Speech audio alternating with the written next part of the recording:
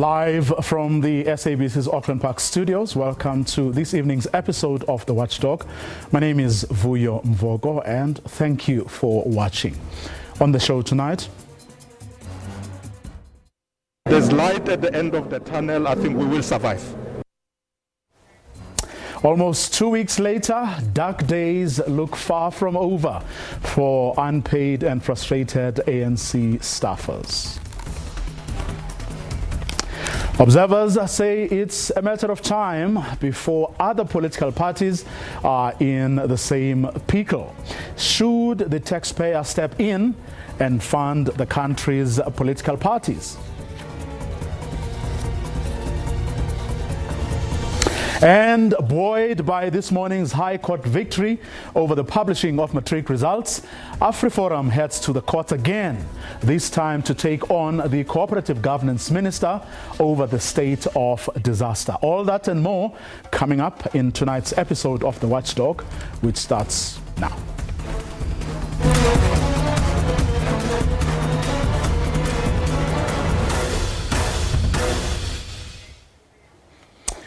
ANC workers are in limbo. This week, many decided to down tools after meeting with officials where promises that were made yielded nothing. Party officials are mum. ANC national spokesperson Pulemabe telling me today that it's none of my or this program's business. It's an internal matter being handled with the affected staffers, he said in a rather terse message that he sent us today. Now imagine if journalists were to stop reporting on people who are not paid for work done, industrial disputes, or ill treatment at the workplace. And here we're talking about no ordinary employer, but the country's governing party, led by unionists and socialists. Do let us know if you agree with the ANC's response. The Twitter handles will be on your screen in a moment. Of course, that response sent to us by the national spokesperson of the ANC when we try to find out whether any progress is being or has been made on the payment of so many of ANC staffers. However, on the eve with us not getting a great deal of a response, I went back to an interview I did on the eve of the ANC's 110th birthday celebrations the other week. I did speak to the party's Treasurer General about this very same matter, and here's what Paul Mashatile had to say. We rely on membership fees from our own members, levies from our members of parliament, ministers, and so on. But also we do get some contribution from government, not enough though. We have been raising this with the government that I think it's important that they consider increasing political party funding to all parties, not just the ANC, so that we are able to deal with these challenges. But as I said earlier, there are business people who are still donating to the ANC. Just 2 months ago, we were able to raise funds to pay salaries and for October, November, coming a bit slow, but still coming in. But I think the biggest solution for us will be for government to consider increasing political party funding. Well, I'm sure you would have seen and heard people saying, well, if the ANC can't handle its own finances, can't pay its staff, how do we trust it with the nation's finances? If the ANC can't protect its own workers, how can we expect it to protect the workers of our country?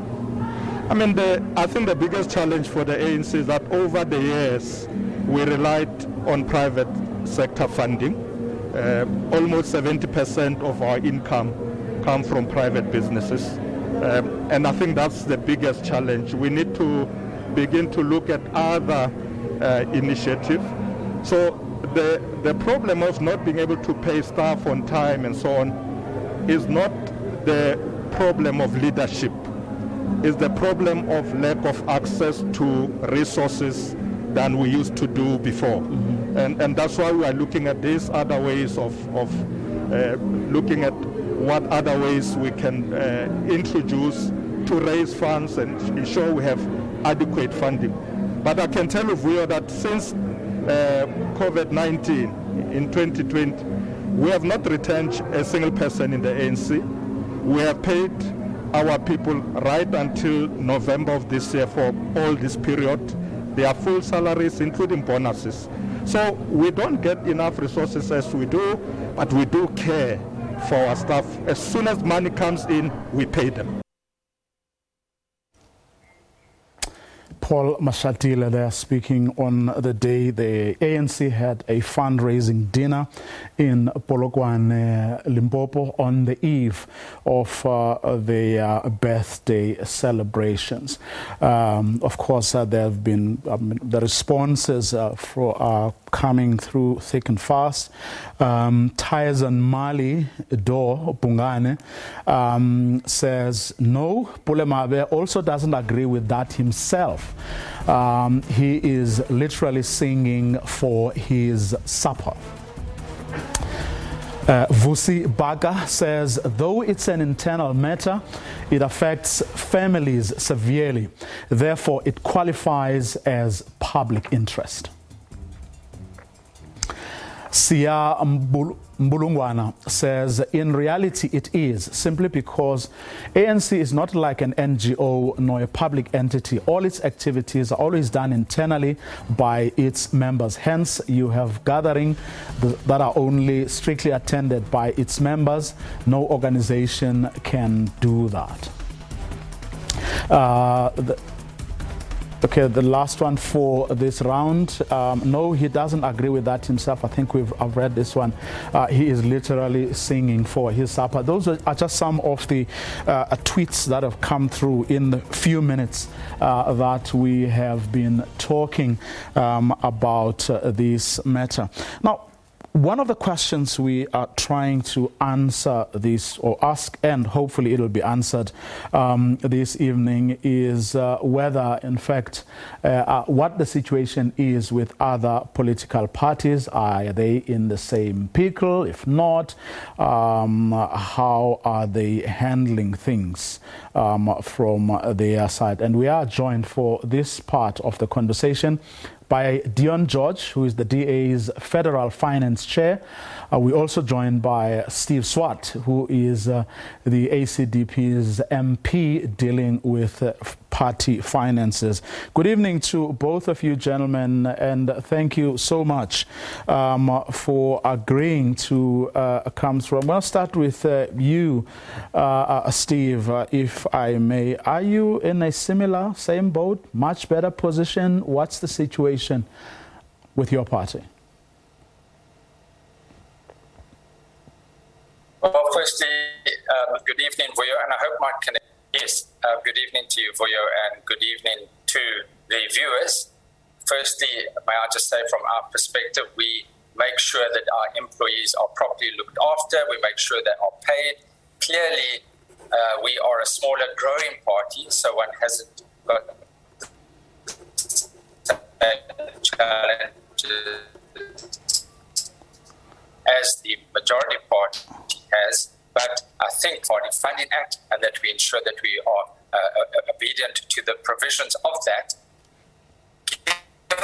Okay, Steve, I'm going to try and see if we can't redial you, and hopefully that line will be able to hold this time around. And I'm going to come to you then, Dion.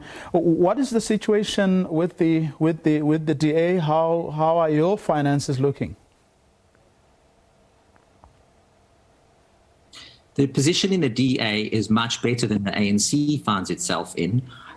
We did know before the new act was promulgated that there was going to be a significant impact on donor income and also on statutory funds received from government.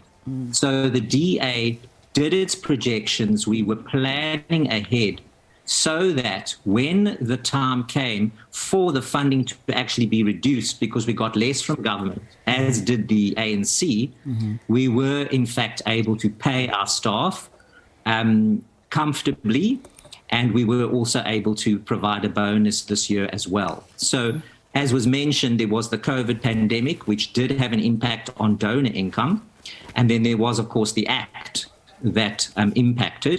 The ANC's problem is that it's used donor income to pay salaries. And because their donor income has been significantly reduced, they weren't able to pay their salaries. We did not have that problem in the DA. I am in a short while going to sort of talk about what the new Political Party Funding Act provides for. But before I do that, Dion, what was the situation prior to the introduction of the Political Funding Act? Were things any better? And I'm asking this also, of course, knowing for a fact that you guys opposed, the introduction of this, and you did have your reasons. But first, what was the situation prior to the introduction last year of the Political Party Funding Act? One of the complexities in analyzing the impact of the Act is obviously when it was brought into being, we already had COVID. So I think what we are seeing is a combination of the impact of the Act, which was a significant impact on donor income, and also on COVID, because that also would have impacted on the ability of donors to donate. But if we factor that out, before the Act was promulgated, donors did not need to be declared, and therefore many donors did in fact feel freer to make political donations. That is one of the things that the DA had raised previously. So in the absence of COVID, it is most likely then that we would have seen a reduction in the donor income stream. And that is what has happened. But it is very important then to remember that there was quite a lead time before the Act was promulgated, so that political parties could attempt to do some forecasting as to what the financial implication was going to be. That is what we did in the DA, and fortunately quite successfully. But it is very clear that the Act has reduced the donor income stream. Steve Swart, welcome back. What was the situation with the ACDP? And let's forget about the past couple of years, which, as Dion said, is a bit problematic because it was on the eve of the introduction of the Political Party Funding Act, and also, COVID had hit everyone. But prior to that, did you struggle to raise money to be able to pay your bills? Well, I think it's always a challenge for the smaller growing parties to raise funds. We were relatively successful, but obviously when you are competing on the broader aspect, the larger parties seem to draw a lot of the funding. But what is very important now is, whilst there are two very important aspects to this Act. Firstly, that all donations must be declared. Secondly, that the ratio of the funding that is received from National Treasury has improved the situation for smaller parties. So I think that is a big improvement. But when it comes to donations, we are one of the few parties that did declare our donations in terms of the Act now, those that were required to fulfill those requirements. So we welcome that obligatory requirement, and of course we support the Act in that regard because it does contribute to openness and transparency so that we can know exactly, as I indicated when I was cut off, who are funding parties and what influence are they having to bear on those parties, particularly given what the Zondo Commission has exposed, and that there we saw a large degree of state capture to benefit certain private individuals. Do you share that sentiment, Dion? In other words, notwithstanding the impact it has had on your finances, do you share Steve's view that it contributes? The introduction of the Political Party Funding Act has contributed or will contribute to openness and transparency, and hopefully avoid the sort of things we've seen coming through from your state capture inquiry?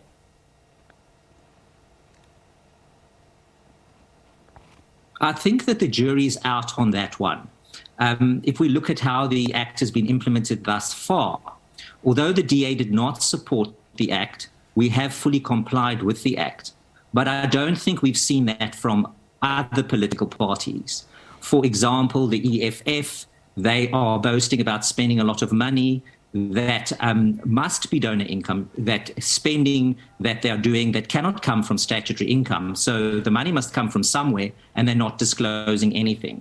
Also, the ANC has now started disclosing contributions from a Chancellor House, and that actually obscures the source of the funds. So whatever the objective of the Act was, it has not achieved, and it doesn't appear to be achieving that objective, is making donations more transparent. What it has done, clearly, it has frightened off some donors, specifically to the ANC, who do not want to declare their donations, given the huge impact this has had. The DA hasn't had that problem. We have had large donations that have been declared without any problem. Having said that, there are donors who, for good reason, do not want to have their donation disclosed because it can impact on their ability to do business with government. And that was the argument that the DA made right at the outset. So this Act, or certainly the way the IEC is implementing this Act, its regulatory stance in its position is very weak, is that it is not achieving that objective of transparency, if that was the objective. If I may ask, just give me categories of who are the sort of people who have been, giving to your political party, Dion?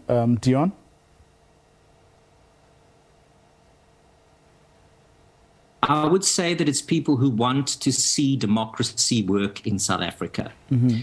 And that is the category of individual that is donating to the DA. Mm-hmm. We have a number of people who have significant wealth mm-hmm. who contribute.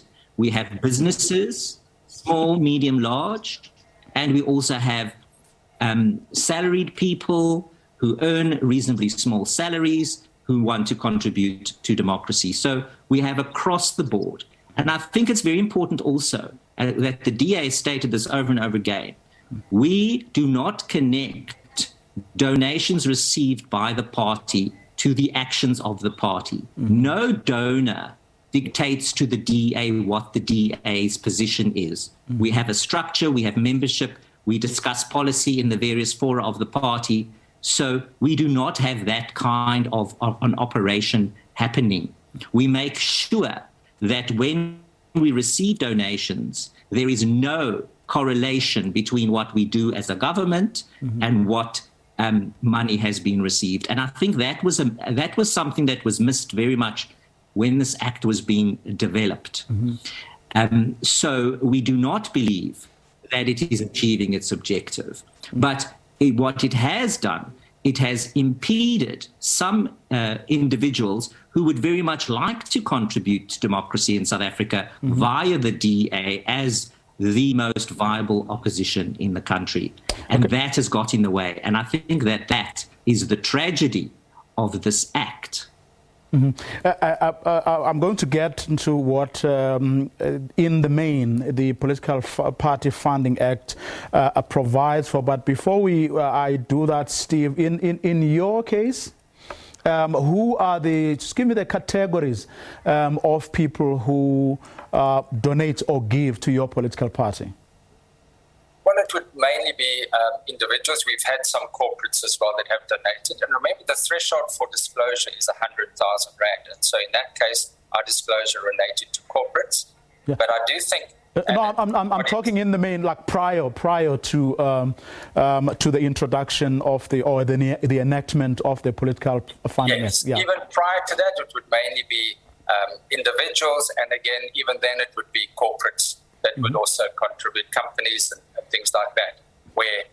But what is a very interesting part of this bill is the establishment of the Multi-Party Democracy Fund, where companies can contribute to this fund, and then those funds are allocated on a certain formula basis to all political parties. So where certain companies do not want to particularly give to a particular party, they can contribute to that multi-party democracy fund. And that is something that we and all political parties would benefit from. But I think what Dion has said as far as the juries are, clearly this act has benefited smaller growing parties in that the formula has changed to benefit us so that we are able to compete on a more level playing ground, because clearly we do not receive the millions of rands donations like the DA does, but we are receiving some, and that has helped us to do relatively well in grow in the last government elections. I think what is key for Dion to note is as well that it's the first year of the implementation of this act. So yes, we would like to see the IEC that is in charge of the regulations implementing sanctions when it comes to those parties that do not comply. And I think that will be the next step.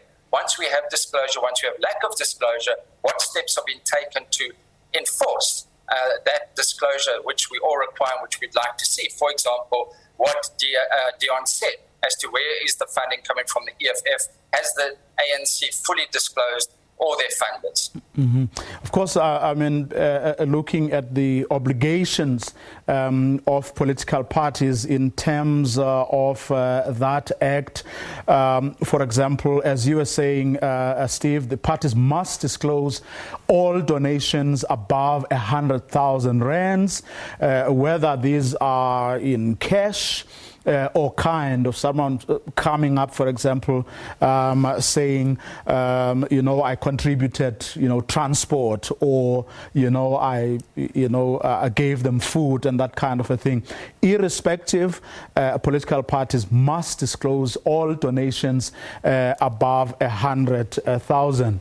And in terms of that act, that 100,000 rands is cumulative. In other words, multiple donations from the same entity are added together and must be declared immediately when the total reaches 100,000.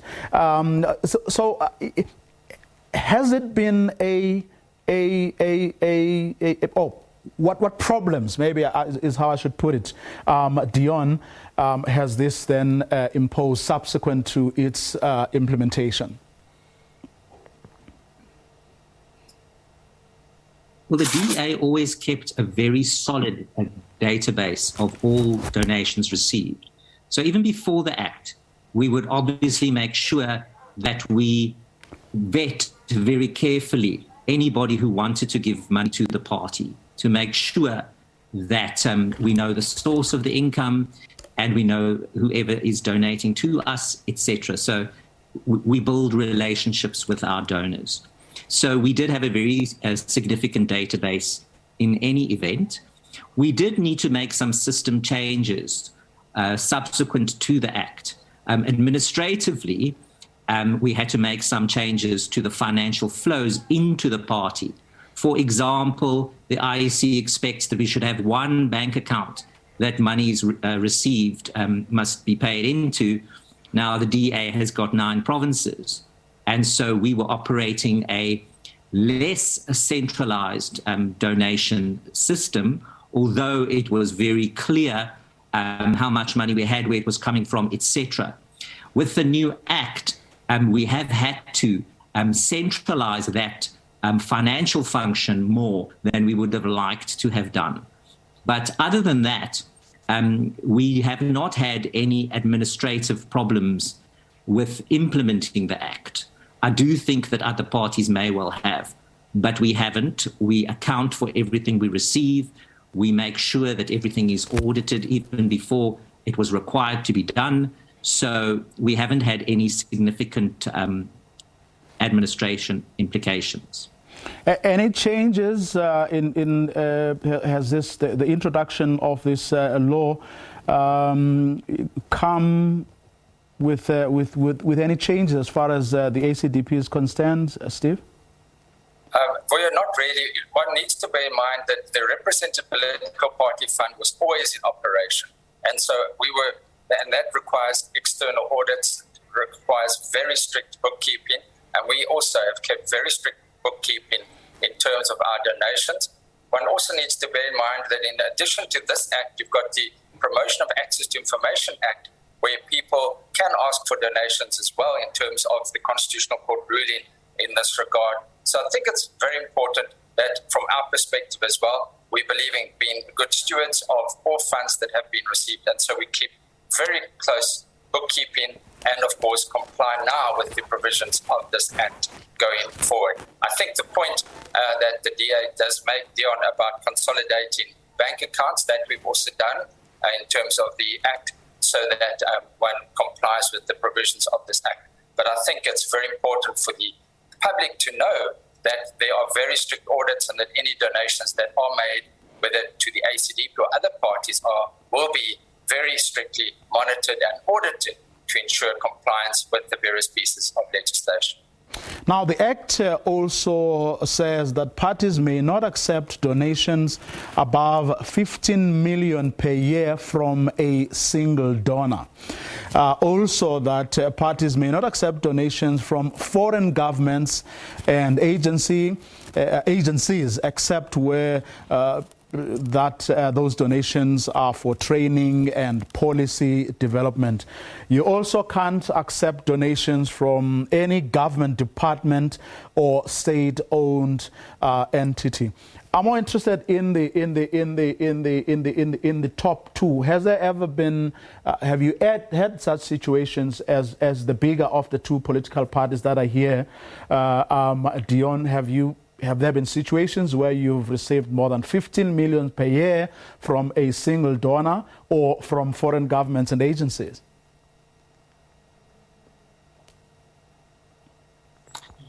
We certainly haven't received any money from foreign governments or agencies. We have received funds from South Africans abroad, for example, and they can still pay that. And we've also received funds from organizations who want to assist us in terms of policy, etc.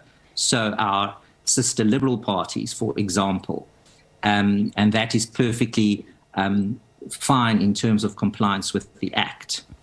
Also, what we have not received, and I think that's a big thing, is money from the state-owned enterprises.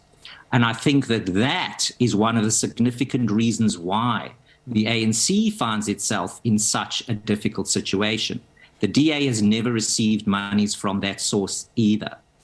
In terms of donations above 15 million, we have, yes, had some donations larger than that amount. We did not need to disclose them at that time. Until now, yeah. And now there is a cap of 15 million, and that we would obviously not accept any donation larger than that in one financial year. And in your case, Steve? Well, regrettably not. We have not received any donations above 15 million, but again, one would not expect that from foreign governments or anything like that. We do have received in the past assistance from sister, or as Dion has pointed out, sister like-minded parties overseas. Clearly, also, we have not received any funds from SOEs. I think that has been the bane of state capture. That has been the main reason why we have seen what is being exposed by the Zondo Commission. So that is something that we really, from the ACDP's perspective, we welcome that prohibition in this Act to prevent SOEs, state-owned enterprises, from donating funds to political parties, given the impact that it has not only on the SOEs, but of course, then it begs the question, as has been exposed by the Zondo Commission, as to what influence those donors bring to bear on the boards of those SOEs, on the appointments. We've just seen an absolute decade of state capture, and to a certain degree that even continues when it comes to the very the issue of donations to political parties and the influence that then wields, particularly when it comes to procurement, contracts, tenders, and the like. Now, there are people, Dion, who say what you've started experiencing is only the beginning. In other words, a matter of time before you guys also find yourselves in quite a bit of a pickle where you'll be struggling to pay your bills, like as is the case with the ANC at the moment. What do you think needs to happen, to prevent that from happening, while at the same time, of course, doing or making sure that all the things that the introduction of the Political Party Funding Act seeks to do also get done? In other words, eliminates the possibilities of external influence or really using, government departments or state-owned entities, to raise money for political parties, where those political parties are in power, where there are possibilities that your policies or your outlook will be influenced by these people who give you money. What's the best way? What would be the best model from where you are sitting going forward? Well, I think the first part of the question is that no, the DA will not get to a situation where we cannot pay our bills or our staff.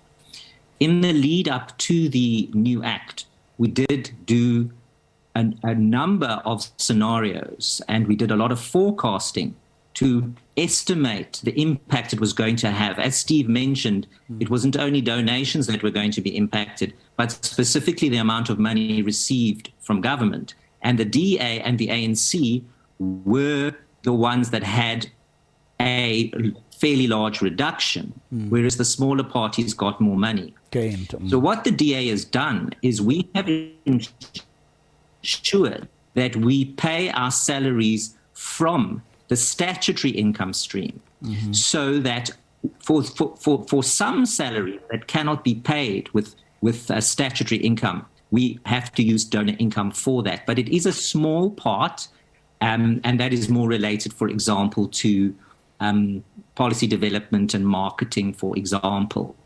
So that is something that we have very carefully looked at. So we will not get into that situation because we have got our salary bill very well managed and also our overheads managed well.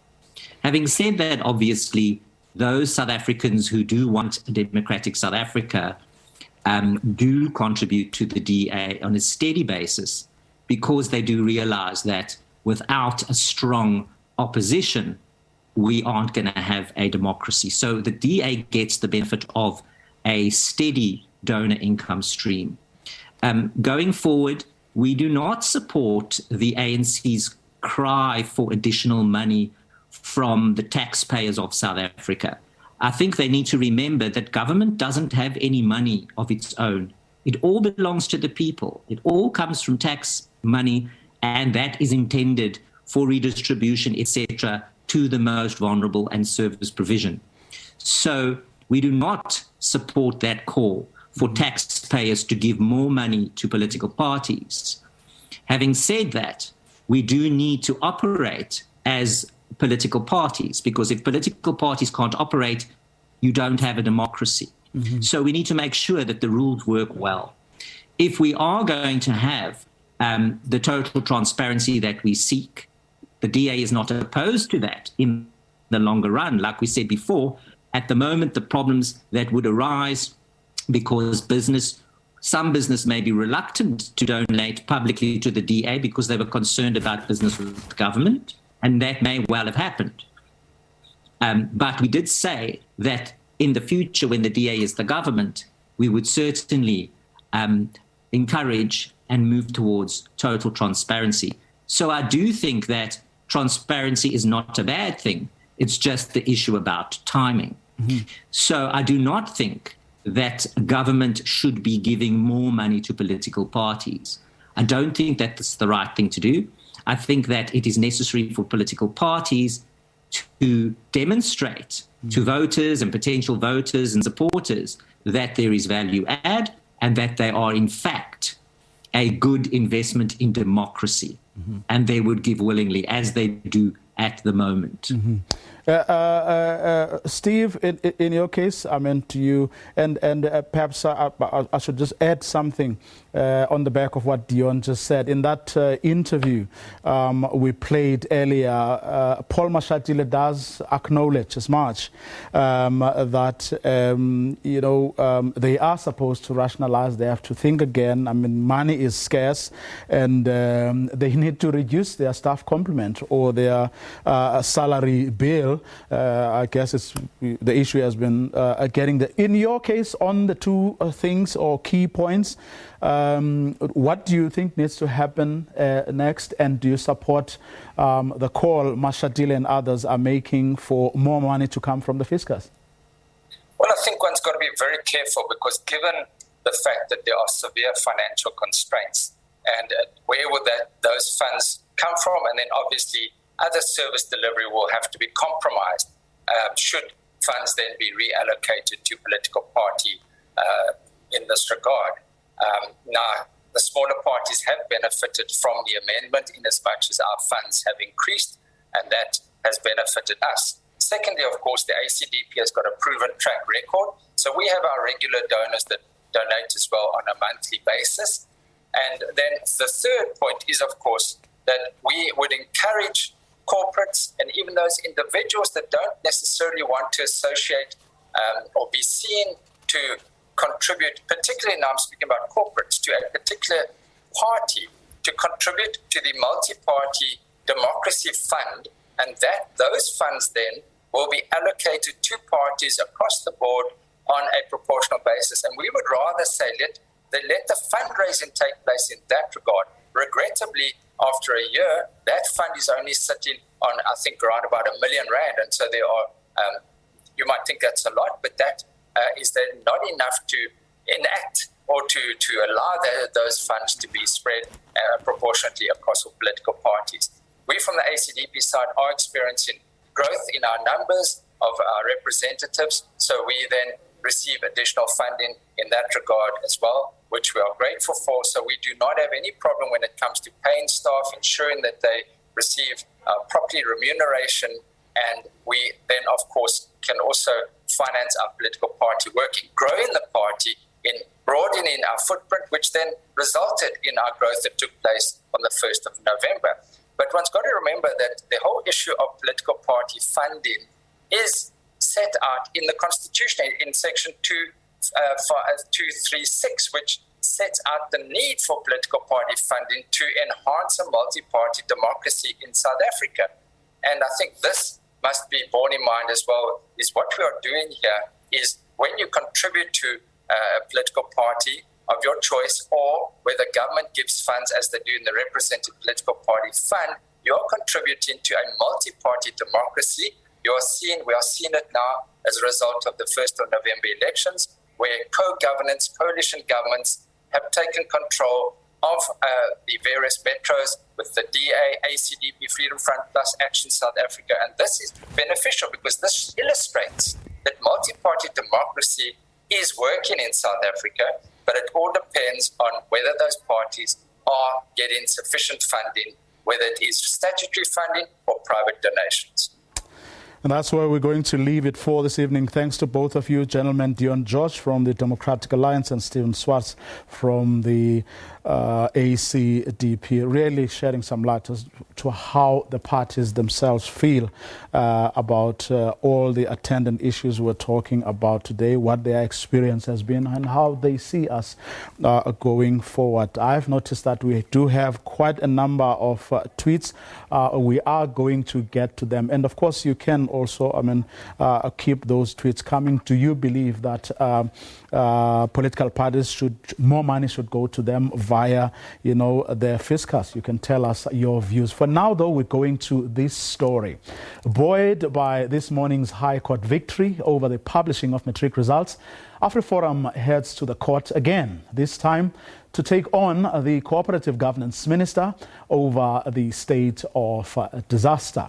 That conversation is what we are going to have now with the representative of Afriforum to tell us why they have done this, or they've decided to take this route. That conversation coming up in a minute.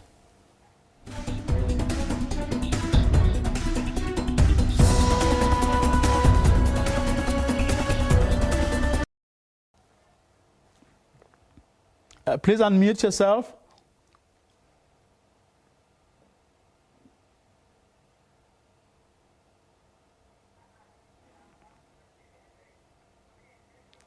Okay, we seem to have a problem with that line. We're going to try and re-establish it quickly after this short ad break.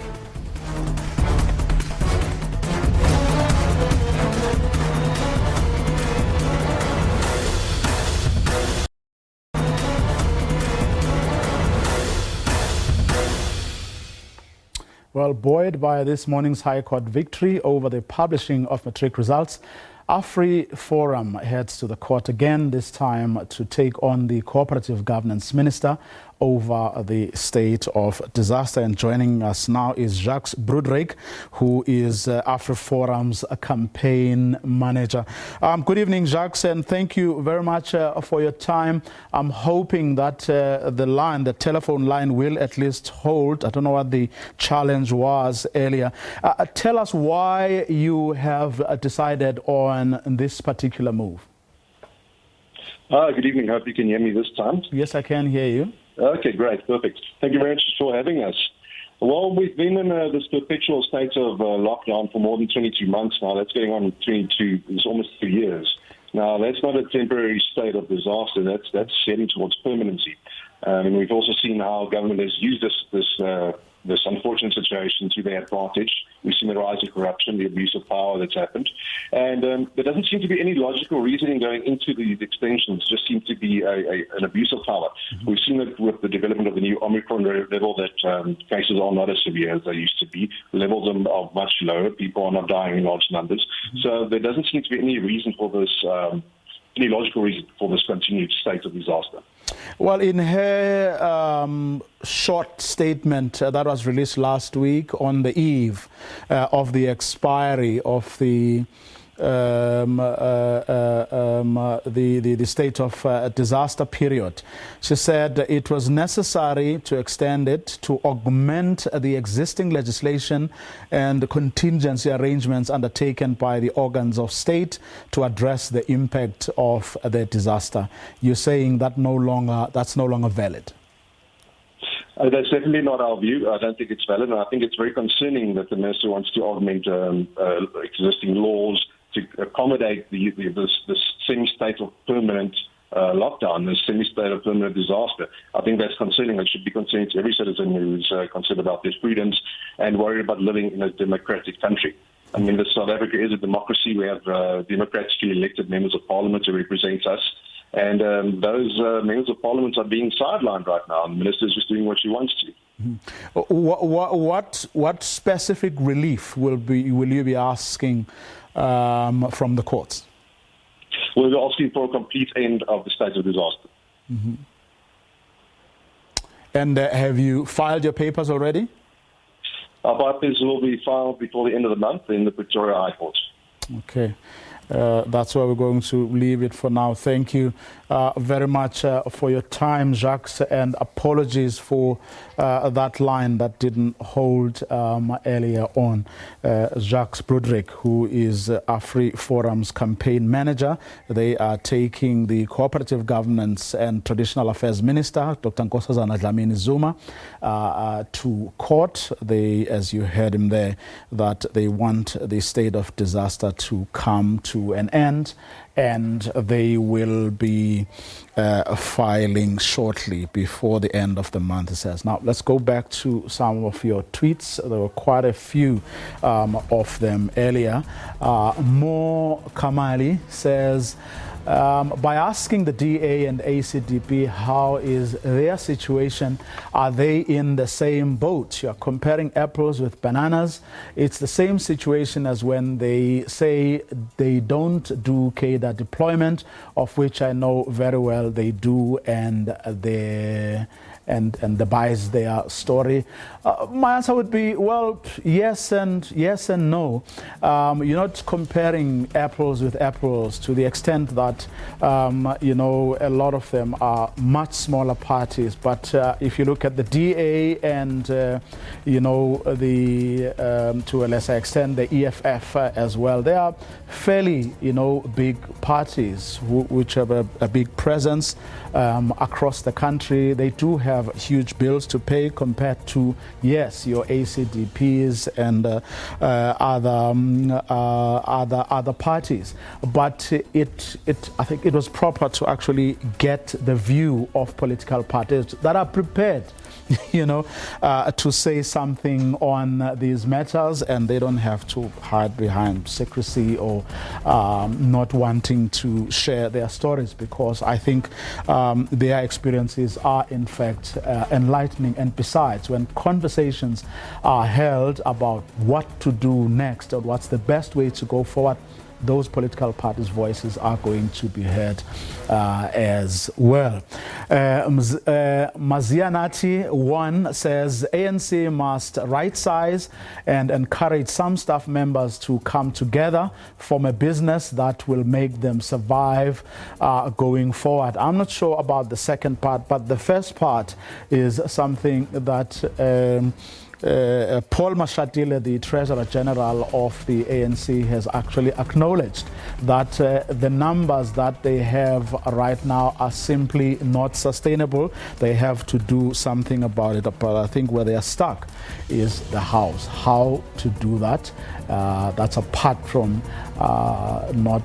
seemingly not having an idea or any clue as to how they are going to get out of the quagmire they are in right now, which is to pay the salaries of the workers who have already done the work, offered services to that organization. And that's our program for this evening. To join us again tomorrow evening, 8 p.m. sharp. Good night.